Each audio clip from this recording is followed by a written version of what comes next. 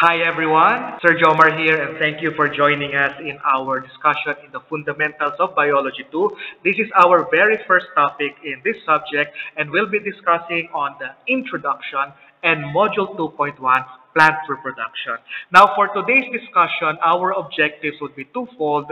Number one, to identify various plant parts that are used for asexual and sexual reproduction.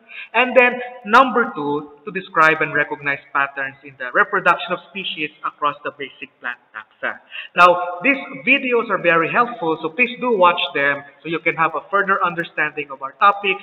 Angiosperm, flowering plants by Professor Dave Explains, vegetative propagation by Biology Bugbears, and also sexual reproduction in plants by Fuse School. This will be very helpful for you.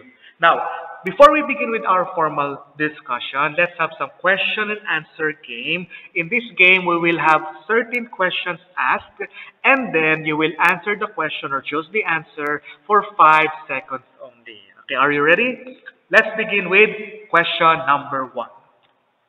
This picture best represents sexual or asexual reproduction. 5 seconds to answer.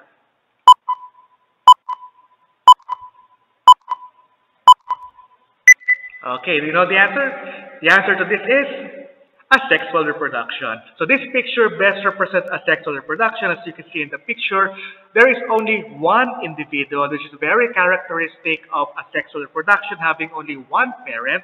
In addition to that, there is a mirror here that will be showing an identical same image, which is characteristic of asexual reproduction because the offspring that is produced is also identical to the parent. Let's proceed with question number 2. What natural method of asexual plant reproduction is shown in the picture below? The choices: adventitious roots, bulb, corm, rhizome, stolon, or is it tuber? 5 seconds for you to answer.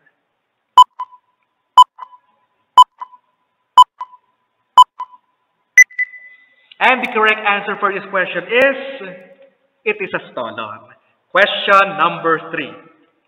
What natural method of asexual plant reproduction is shown in the picture below? Same choices: adventitious roots, bulb, is it a corm, rhizome, stolon, or is it a tuber? 5 seconds to answer.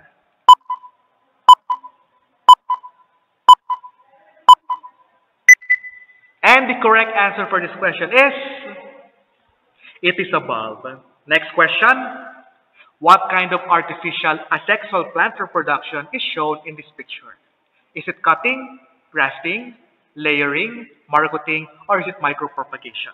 Again, 5 seconds.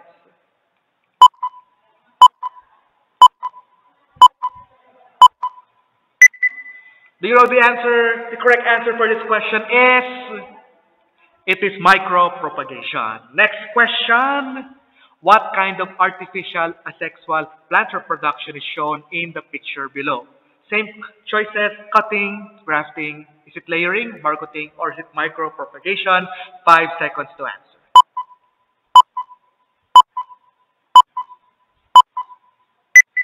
And the correct answer for this one is, it is margoting. Next few questions. What part of the flower is shown by the arrow? 5 seconds.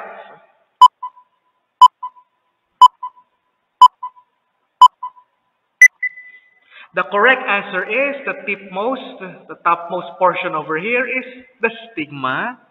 Last question.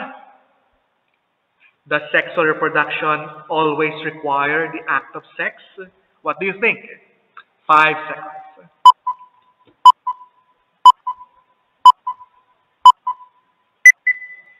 If you answered no, then you are correct because sexual reproduction does not necessarily require the act of sex. And we can explain it this way. There are many organisms that do not use the act of sex in order to undergo sexual reproduction. One example would be fishes.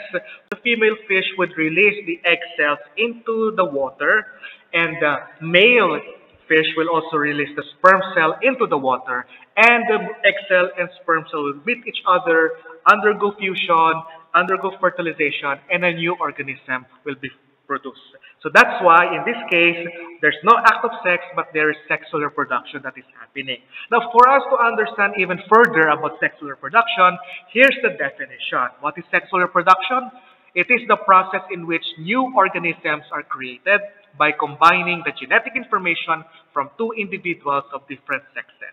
So in order for sexual reproduction to occur, what is most important is that there is a combination of the genetic information, not necessarily through the act of sex. Another example would be microorganisms. Two bacteria do not have any structures for the act of sex, but they are able to combine, exchange genetic information, which results to sexual reproduction. So that's why the answer to that is, it is a no. The act of sex is not necessarily needed for sexual reproduction to occur. So how did you do in our question and answer? If you did well, very good. If not, don't worry. We'll continue on discussing so we can understand further the topics we'll be having.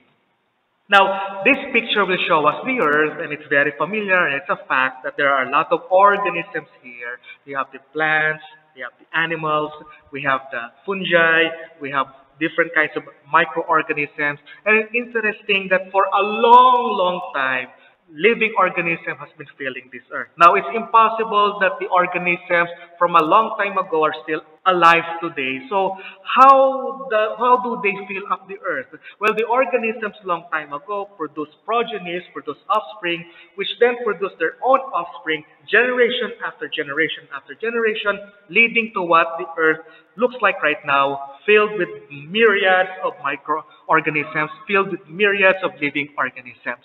So, that is why the process of reproduction is very, very important. So, since we're talking about reproduction, we have to compare two of the major types of reproduction, which would be the asexual and the sexual reproduction. Now, taking note of the following criteria, let's make a comparison between asexual and the sexual reproduction. Starting first with the first criteria, number of parents. How many parents are needed for a sexual reproduction? So, you know this. The answer is, you only need one parent. On the other hand, for sexual reproduction, you need two parents, a male and a female. For the second criteria, what offspring looks like? For the asexual reproduction, the offspring would look like their parent. How? They are identical to the parent. On the other hand, for sexual reproduction, the offspring would have a combination of the two parents. Now, going to the third criteria, what do the DNA look like? For a sexual reproduction, the DNA will also be identical to the parent. On the other hand, for sexual reproduction, it would be the DNA would be a combination of the two parents. Finally, how about the fourth criteria? What cells are involved in a sexual reproduction? The type of cells involved will be somatic or body cells. So this will be including the eye cells, the hair follicle cells, the muscle cells, the skin cells. On the other hand, the sexual reproduction will involve cells that we call as gametic or sex cells, particularly the sperm cells from the male and the egg cell coming from the female. So this would be the comparison between asexual and sexual reproduction.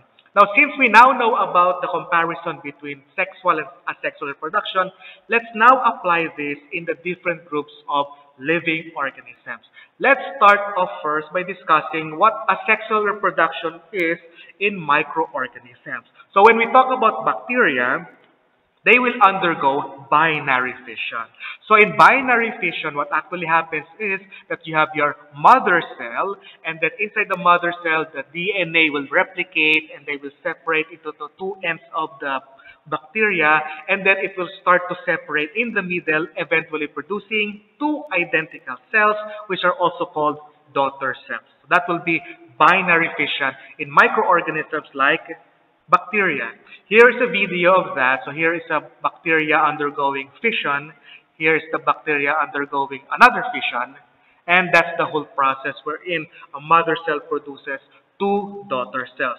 You can also see here that these guys are a lot of microorganisms. They are reproducing, they're undergoing binary fission. And that is why we would be recalling that our parents will be telling us, don't eat the food that has been left overnight. And the very reason is that the food has already become filled with a lot of microorganisms that can cause upset stomach. So don't attempt to eat those kind of food, especially when they're left overnight. Okay, so binary fission in bacteria would be the asexual method of reproduction for these kinds of organisms. Now, aside from the bacteria, let's look at another microorganism. How about the protist? Now, for the paramecium, which is a member of the protist kingdom, they also undergo binary fission. In this case, it will be split into two after the different organelles has been replicated, duplicated, and transferred to each of the daughter cells. So they also undergo binary fission. Here's a video of a paramecium almost at the end of their binary fission. So you see here from a single paramecium, it now underwent splitting binary fission. Now you have two daughter cells here. Here's another video of that. You'll see that you already see that the binary fission is almost complete here. So the paramecium, the protist also undergo binary fission. Now, since we're done with asexual reproduction, how about sexual reproduction?